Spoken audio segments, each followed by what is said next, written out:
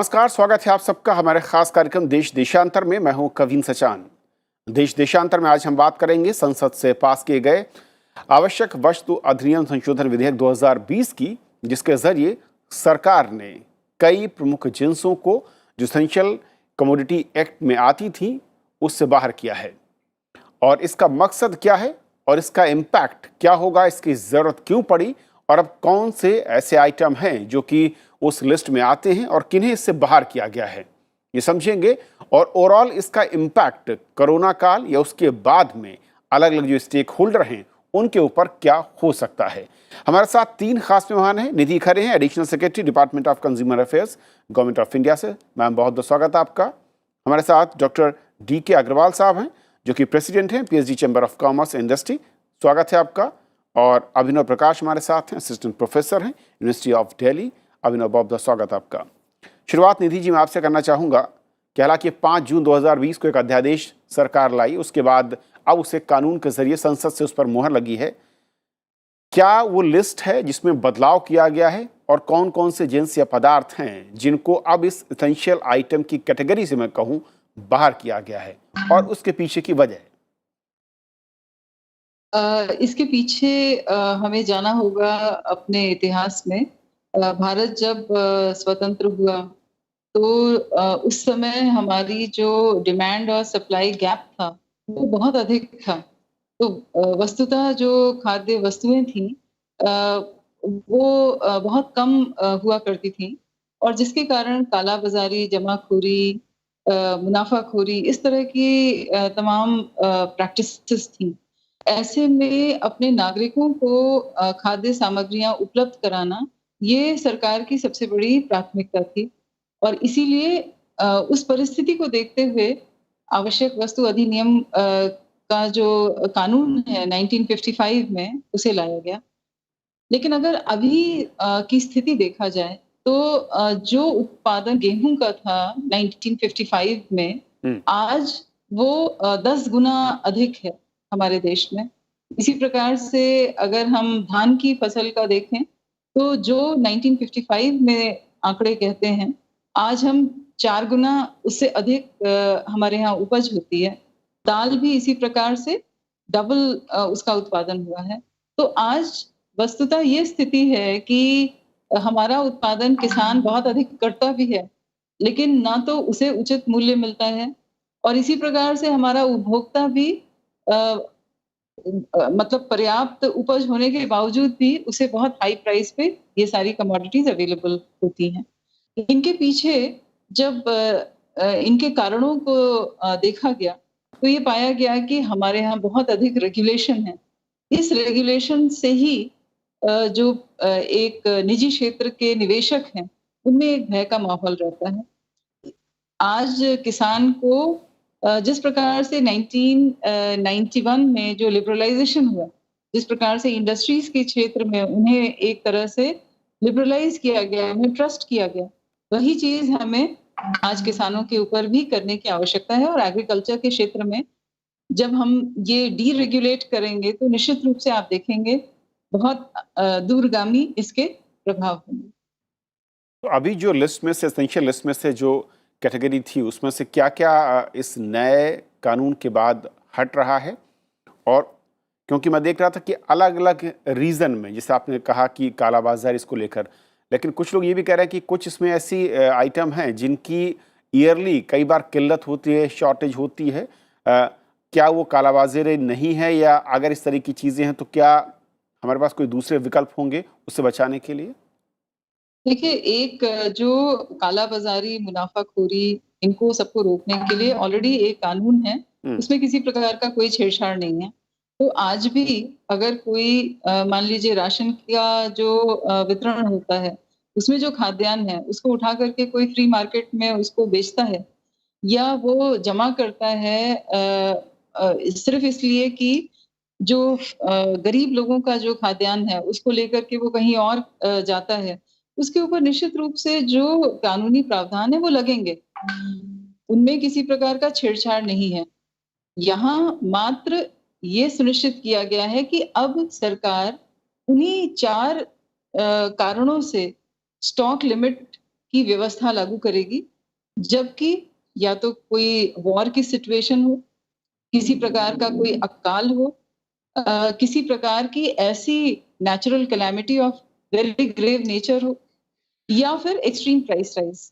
और extreme price rise को भी हमने बेहतर तरीके से परिभाषित किया है। पूर्व में जब ये कानून लगाया जाता था, तो अक्सर बहुत ही आर्बिट्रेरी तरीके से लगाया जाता था। कभी-कभी व्यापारियों को बहुत इस बारे में कष्ट होता था कि राजनीतिक रूप से या दूसरे वैमनस्य के कारणों से उनके गोदामों पे छापा मारा जाता था और स्टॉक लिमिट के बहाने चीज़ों को ज़ब्त करके उन्हें ऑक्शन कर दिया जाता था। तो इन सब चीज़ों को एक निराशा और भय का माहौल था। इसे ही हटाने के लिए सरकार ने अपने जो पावर्स हैं, उन्हें सीमित किया है और ओके। हम अब सिर्फ इन शक्तियों को तभी लगाएँगे जब ये 4 ऐसी कोई कारण उत्पन्न होते हैं। अगर स्पेशल तो मे कंडीशंस जो 4 हैं, अगर वो कहीं नज़र आती हैं, तो सरकार जो इस तरह का कानून जिसका एक विकल्प है, कालाबाज़ारी कानून, उसके ज़रिए इस पर रोक लगा सकती है। अग्रवाल साहब, अब मैं आता हूँ इंडस्ट्री या स्टेक होल्डर जो एक कहा जा रहा है कि इसके बाद अभी तक दिक्कत ये थी कि जो लिमिट थी स्टॉक की, उसके चलते एग्रीकल्चर प्रोडक्ट या फिर जो पेरिशेबल आइटम है एग्रीकल्चर से रिलेटेड, उनके स्टॉक को लेकर काफ़ी ज़्यादा रिस्क था, चाहे उसके ख़राब होने को लेकर हो या फिर उसकी स्टॉक लिमिट को लेकर हो। क्या इस कानून के बदलने के बाद अब ज़्यादा उद्योगपति या फिर मैं कहूँ कि इस तरह के लोग, स्टार्टअप्स इस दिशा में आएंगे और उसका किस तरीके से फ़ायदा इस कानून के बाद, इस बदलाव के बाद नज़र आएगा?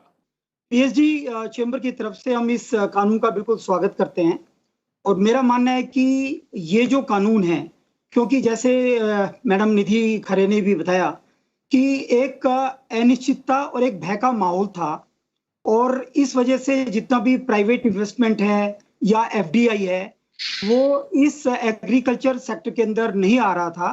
खासकर जो फूड ग्रेन है, सीरियल्स हैं, ऑयल सीड्स हैं या आपके अनियन और पोटैटो जो कि मेन आइटम है जो कि इस लिस्ट से हटाए गए हैं, इन सब के अंदर चाहे वो प्रोसेसिंग हो, चाहे वो वेयरहाउसिंग हो, कोल्ड स्टोरेज हो, इसके अंदर इन्वेस्टमेंट बिल्कुल डर लगता था क्योंकि कब स्टॉक लिमिट लग जाए और कब आपका व्यापार बंद हो जाए या आपके वेयरहाउसेस पे ताला लग जाए। तो ये जो एक अनिश्चितता कि कब ये स्टॉक लिमिट आ सकती है और एक भय का जो माहौल था, कब आप जैसा कि आपने कहा कि एक्सट्रेनियस रीजन की वजह से, कोई पॉलिटिकल उसकी वजह से आपके ऊपर कोई एक्शन हो जाए, तो इस वजह से हमने देखा है कि हमारे यहाँ पर वेयर हाउसिंग सेक्टर के अंदर पर्टिकुलरली एग्रीकल्चर के लिए बहुत कम इन्वेस्टमेंट आया था। पूरे 2000 से लेके 2020 तक फूड प्रोसेसिंग में भी सिर्फ $10 बिलियन का इन्वेस्टमेंट आया था और जहां तक कि हम संभावनाओं की बात करें, एग्रीकल्चर सेक्टर के अंदर बहुत ही अपार संभावनाएं हैं और इस एक्ट के पास होने के बाद मेरा मानना है कि बहुत सारा इन्वेस्टमेंट इस सेक्टर में आएगा। और मैं बताना चाहूंगा कि आज जो एफसीआई के गोडाउन्स हैं उनमें लगभग 75 मिलियन टन का फूड ग्रेन स्टोर्ड है और जो नॉर्म्स है उसके हिसाब से, अगर 1 जनवरी की मैं बात कर रहा हूँ, ये 1 जनवरी का डेटा है, उसके हिसाब से लगभग 21.2 मिलियन टन की रिक्वायरमेंट है एज पर द नॉर्म्स, जो एक बफर स्टॉक हम रखते हैं। तो लगभग आप समझिएगा कि 3 से 4 गुना स्टॉक हमारे एफसीआई के गोडाउन में है। आप देखिए ये जो स्टॉक है इसकी कैरिंग कॉस्ट कितनी ज्यादा है, इसकी इंटरेस्ट कॉस्ट कितनी है, कितनी वेस्टेज हो रही है। एक अनुमान है कि हमारे यहाँ पर जो 292 मिलियन टन का प्रोडक्शन है फूड ग्रेन्स का, जो स्टोरेज की कैपेसिटी है वो 50 मिलियन टन से 100 मिलियन टन, मेरे को तो जो डेटा मिला था उसके हिसाब से 50 मिलियन टन है। मैं फिर भी सब जगह की CWC, FCI सबकी कैपेसिटी भी अगर मिला लेता हूँ, 100 मिलियन टन से ज्यादा की हमारे पास स्टोरेज कैपेसिटी नहीं है। और वो क्यों नहीं है? क्योंकि ये कानून था, इसकी वजह से हमारे यहाँ कोई प्राइवेट इन्वेस्टमेंट नहीं आया, FDI नहीं आया। लेकिन अब ये कानून आ गया है तो आप मान के चलिएगा कि बहुत सारा स्टोरेज कैपेसिटी क्रिएट होने वाली है, कोल्ड स्टोरेज की कैपेसिटी क्रिएट होगी, फूड प्रोसेसिंग की जो यूनिट्स हैं वो जहां पर प्रोडक्शन है वहां पर लगेंगी और ओवरऑल एक इकोसिस्टम क्रिएट होगा जिससे कि फार्मर को बेनिफिट होगा, कंज्यूमर को बेनिफिट होगा, प्रोसेसर्स को बेनिफिट होगा। जो हम आज एक्सपोर्ट कर रहे हैं लगभग 38 मिलियन टन से 40 मिलियन टन का, वो एक्सपोर्ट जो हम एक टारगेट है 60 मिलियन टन का, बाई 2022 तक, मेरा मानना है कि हम वो टारगेट भी अचीव कर पाएंगे इस कानून के आने के बाद। इस कानून का बहुत बड़ा बेनिफिट होने वाला है। मेरे को अभी तक समझ भी नहीं आ रहा कि लोग इसको क्यों अपोज कर रहे हैं। या तो उन्होंने कानून को पढ़ा नहीं है, क्योंकि जितनी भी वो बातें कर रहे हैं ऐसा कोई डर, सारे प्रोविजंस इसके अंदर है। अगर कल को कोई प्राइसेस 50% से ज्यादा खाद्यान्न में बढ़ जाते हैं तो आप इसको वापस ला सकते हैं। अगर 100% पेरिशेबल में अगर रेट्स बढ़ जाते हैं तो आप ला सकते हैं। अगर कोई ड्रॉट सिचुएशन है, कोई नेचुरल कैलेमिटीज है, तो आप इसको ला सकते हैं।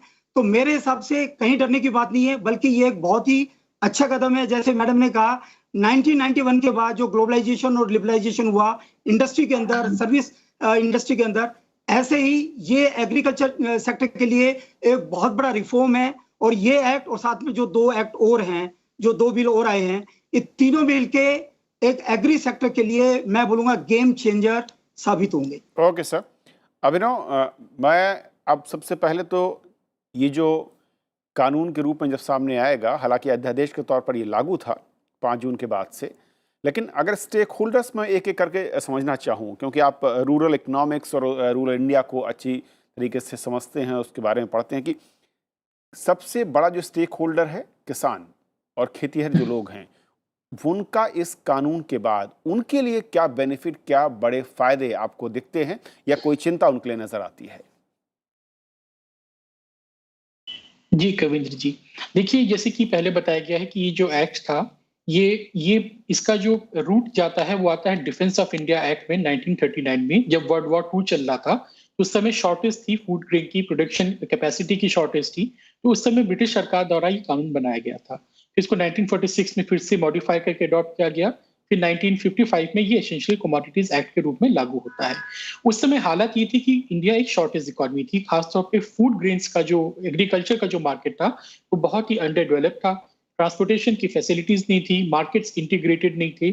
तो उस समय सरकार ने, हमको पता है इस समय अकाल भी काफी पड़ते थे, क्योंकि अगर आप ब्रिटिश काल देखें 200 साल का, तो हर 10 साल में एक बड़ा काल पड़ता था। आजादी के बाद भी इंडिया जो है नेट इंपोर्टर था। तो उस समय इस कानून की हो सकता है कोई इंपॉर्टेंस रही हो, रिक्वायरमेंट रही हो। लेकिन अगर हम आज की तारीख में देखते हैं कि जैसा कि ये बिल खुद कहता है कि इंडिया अब सेल्फ सफिशिएंट है एग्रीकल्चरल प्रोडक्ट्स में, लेकिन इस तरह के कानूनों के कारण जो हमारा किसान है वो बेनिफिट नहीं ले पा रहा है अच्छी प्राइस का, अच्छी कीमत का अपने उत्पाद के लिए। देखिए, भारत की जो फूड पॉलिसी रही है आजादी के बाद से, उसके 3 पिलर्स रहे हैं। एक तो कि जो आपके कंज्यूमर को कम दाम पे अनाज मिले, एग्रीकल्चरल प्रोडक्ट्स मिले।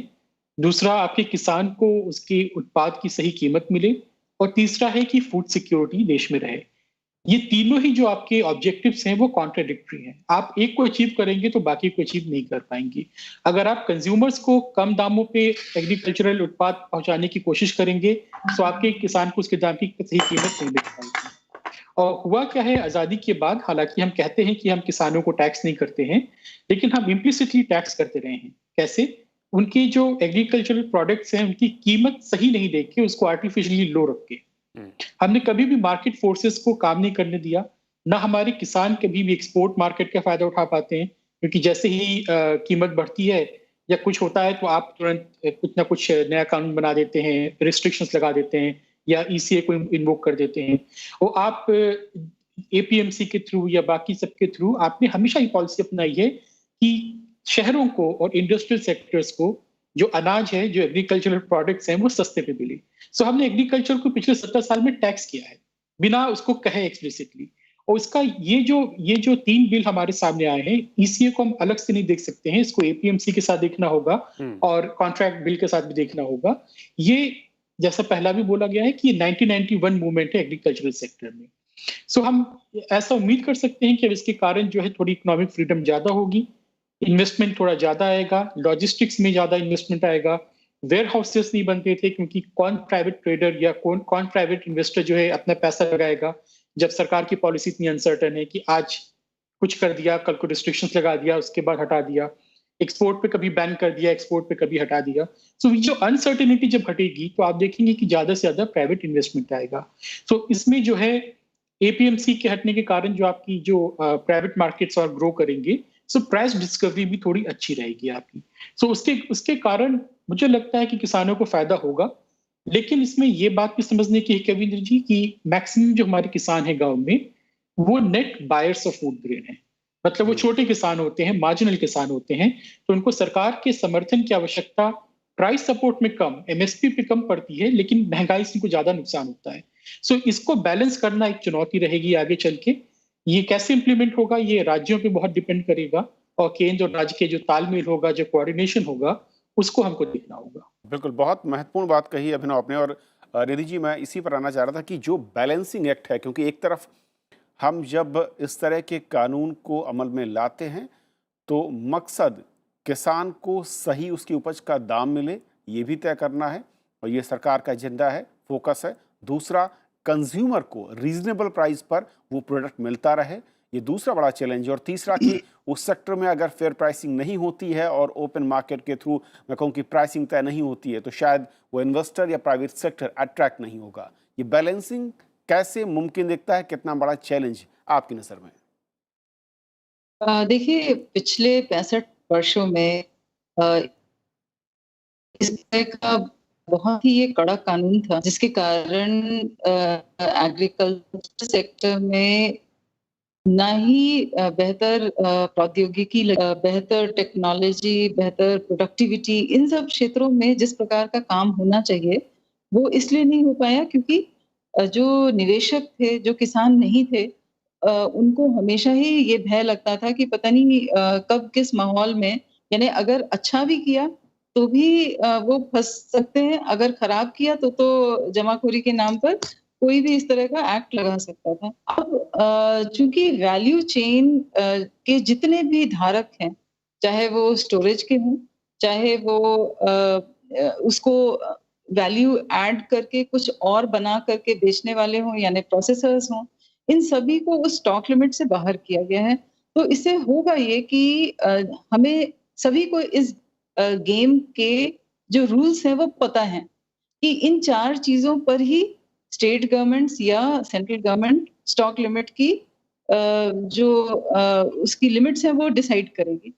हमारे प्राइस मॉनिटरिंग सेंटर्स हैं, लगभग देश में इस समय 114 ऐसे सेंटर्स हैं जो खुदरा मूल्य और जो रिटेल और होलसेलर दोनों प्रतिदिन देते हैं। ये जो केंद्र हैं ये बेसिकली स्टेट गवर्नमेंट में ही फूड डिपार्टमेंट्स के साथ हैं। केंद्र सरकार उनको राशि भी देती है, उनको सपोर्ट करती है, और ये केंद्र सरकार और राज्य सरकार दोनों मिल करके किसी कमोडिटी को, उसका जो प्राइस ट्रेंड है उसको बहुत आसानी से देख सकती हैं। और चूंकि ये बताया गया कि किस तरह से पेरिशेबल के लिए क्या मापदंड होगा और नॉन पेरिशेबल के लिए क्या मापदंड होगा, तो इवन सबसे बड़ी क्या बात है कि अब जो प्राइवेट ट्रेडर्स भी हैं या जो लोग भी निवेशक हैं, वो भी उनके हित में होगा कि स्टॉक लिमिट नहीं लगे। इसका अर्थ है कि वो भी चाहेंगे कि बाजार जो कंज्यूमर के लिए है वो इस प्रकार से तीव्र प्राइस राइज नहीं देखे कि सरकार को इसमें स्टॉक लिमिट लगाना पड़े। अग्रवाल साहब, 2 पॉइंट, एक तो ये कि इसके बाद जो फूड सेफ्टी और सिक्योरिटी का जिम्मा, जो ज़रूरत कंट्री की नीड है, उसके लिए क्या जो प्राइवेट इन्वेस्टर या प्राइवेट जो कंपनियां या फिर उद्योग जगत से लोग आएंगे वो उसका ख्याल रखेंगे? क्योंकि सिर्फ मुनाफा फोकस नहीं हो सकता जब हम फूड सिक्योरिटी और इन सब की बात कर रहे हैं। मैं सबसे पहले जो एक पहला क्वेश्चन आपने मेरे कुलीग से पूछा था, मैं उसके बारे में थोड़ा बताना चाहूँगा जी। जहाँ तक आपने कहा था कि जो कंज्यूमर और प्रोड्यूसर उन दोनों का कैसे बैलेंसिंग करें, उसके बारे में मैं ये कहना चाहूँगा कि अगर वेस्टेज आज जो बिकॉज हमारे पास स्टोरेज फैसिलिटी नहीं है और कोल्ड स्टोरेज की बहुत कमी है, उसकी वजह से पूरे हमारे जो देश है उसको लगभग 50,000 करोड़ का नुकसान हो रहा है। ये 50,000 करोड़ का अगर नुकसान बचता है, इसका फायदा किसको मिलेगा? इसका फायदा फार्मर्स को भी मिलेगा, क्योंकि अगर कोई आपकी कोई वेस्टेज हो रही है तो कहीं ना कहीं फार्मर्स को लॉस हो रहा है। अगर वो लॉस उसको पड़ता है तो उसकी कॉस्ट ऑफ प्रोडक्शन बढ़ रही है और कंज्यूमर को भी उसका कहीं ना कहीं इम्पैक्ट पास ऑन हो रहा है। तो वेस्टेज अगर कम होती है तो ये कंज्यूमर को भी बेनिफिट होगा और प्रोड्यूसर को भी बेनिफिट होगा, पहली चीज। दूसरा, जो एक नया एक्ट जो दूसरा बिल आया जो farmers produce trade and commerce वाला जो एक्ट है, जो दूसरा है, जिसके अंदर फार्मर्स को ये आजादी दी गई है कि वो अपना माल कहीं भी बेच सकता है, किसी को भी बेचता है, किसी टाइम भी बेच सकता है। ना टाइम की लिमिटेशन है, आप सैटरडे हो, संडे हो, तब भी बेच सकते हैं। आप किसी भी स्टेट में बेच सकते हैं, स्टेट के अंदर बेच सकते हैं, और आप किसी को भी बेच सकते हैं। आप डायरेक्ट जो बायर है, डायरेक्ट कंज्यूमर है, उसको भी बेच सकते हैं। आपको मंडी में बेचना जरूरी नहीं है। तो आई थिंक ये एक ऐसा प्रोविजन है जिसकी वजह से एक फेयर प्राइस, अभी तक जो फेयर प्राइस नहीं मिलता था, जैसे निधि मैम ने भी बोला कि अभी जो प्राइस का जो कंज्यूमर प्राइस पे करता है और जो फार्मर को प्राइस मिलता है, उसके अंदर गैप बहुत ज्यादा है। कई बार तो इतना हुआ है कि 100% से भी ज्यादा उसका गैप होता है। तो ये गैप क्यों है? कहीं ना कहीं मिडिलमैन, कहीं ना कहीं फार्मर्स को राइट प्राइस नहीं मिल रहा, कहीं ना कहीं जो बीच के प्लेयर्स है वो अपना मुनाफा इतना ज्यादा कमा रहे हैं, या कहीं सिस्टम में इनएफिशिएंसी है। जब ये इनएफिशिएंसी नहीं रहेगी, जब ये मिडिलमैन का मार्जिन एक जस्टिफाइड मार्जिन हो जाएगा, क्योंकि अब कंपटीशन क्रिएट हो गया एपीएमसी मंडीज, और आपका चूंकि अब आपको एपीएमसी मंडी के थ्रू भी बेच सकते हैं और आप बाहर से भी बेच सकते हैं, तो आपस में एक बहुत हेल्दी कंपटीशन क्रिएट हो जाएगा। तो उसकी वजह से फार्मर को भी और कंज्यूमर को भी, दोनों को बेनिफिट होने वाला है। ओके, जहां तक आपका जो, हाँ जी, मैं लौटता हूँ अग्रवाल साहब। अभिनव की एक और जो महत्वपूर्ण बात कही जाती है जब भी इस तरह के कोई कानून या फिर रिफॉर्म्स की बात आती है, फूड सिक्योरिटी की, उसका मसला क्या, उस पर इससे आंच तो नहीं आएगी, इसे कैसे आप देखते हैं? और इन तर्कों में कितना दम या बेदम दिखते हैं जब ये कहा जाता है कि इस तरह के ओपन मार्केट या फिर इस तरीके से रिफॉर्म्स के जरिए उस पर कहीं कोई आंच आ सकती है? जी देखिए, अगर हम ईसीए की बात करें तो 2019 में करीब 76,000 रेट्स पड़ी थी इसके अंदर। उसमें कन्विक्शन रेट केवल 3 से 4% ही मैक्सिमम था, और इसकी प्राइस वॉलिटिलिटी पे कोई असर पड़ता नहीं। सारा डेटा दिखाता है कि ईसीए के कारण, इस तरह के कानून के कारण प्राइस वॉलिटिलिटी तो और ज्यादा बढ़ जाती है, कीमतों का ऊपर नीचे होना, क्योंकि मार्केट में अनसर्टेनिटी इतनी होती है। सो मुझे नहीं लगता है कि इनको हटाने से फूड सिक्योरिटी पे कोई असर पड़ेगा। लेकिन जहां तक प्राइसेस की बात है, तो हमारे देश में लॉजिस्टिक कॉस्ट बहुत हाई है। ये सिर्फ एग्रीकल्चर का नहीं है, ये पूरी इंडस्ट्री का भी देखें, मैन्युफैक्चरिंग का भी देखें। इंडिया की जो लॉजिस्टिक कॉस्ट हैं वो एशिया में सबसे हाई हैं, और अपने आसपास की रीजन में भी काफी हाई हैं। अगर हम उनको कम करें, जैसे वेयर हाउसिंग बनाने की बात है, एक प्रॉपर इंफ्रास्ट्रक्चर की बात है, बेटर यूज ऑफ टेक्नोलॉजी की बात है, जैसे हमारे स्टार्टअप ने पूरा बैंकिंग सेक्टर, फाइनेंशियल सेक्टर को डिस्टर्ब कर दिया है, बाकी सेक्टर को चेंज कर दिया है, वैसे एग्रीकल्चर में क्यों नहीं हो सकता है? सो हमें वहां पे फोकस करने की आवश्यकता है, ताकि जो गैप है फार्म टू टेबल का वो थोड़ा कम हो जाए। और ओवरऑल फूड सिक्योरिटी की जो बात है, वो तो देखिए आपको इरिगेशन में इन्वेस्ट करना पड़ेगा, बेटर प्रोडक्टिविटी लानी पड़ेगी, उसके कारण होता है। फूड सिक्योरिटी अल्टीमेटली आपका है कि उसके दो एस्पेक्ट होते हैं कि प्रोडक्शन कितना हो रहा है और लोगों की परचेजिंग पावर कितनी है। सो इसको हटाने से उस पर कुछ ओवरऑल फूड सिक्योरिटी पे कोई असर पड़ने वाला है वैसा मैं नहीं मानता, लेकिन इसके फायदे काफी होने वाले हैं। हालांकि इसमें काफी कंसर्न अभी भी बाकी हैं, कि आपने कहा है कि वैल्यू, जो पूरी वैल्यू चेन है एग्रीकल्चर की, उसमें आपने हर जगह से स्टॉक लिमिट हटा दी, लेकिन आपने कहीं पे क्लियर नहीं किया इस बात को कि जो प्रोसेसर है, आपने उसमें ये भी कह दिया है कि वो अपनी प्रोसेसिंग कैपेसिटी से ज्यादा स्टॉक नहीं रख सकता, अभी भी ये बचा हुआ है।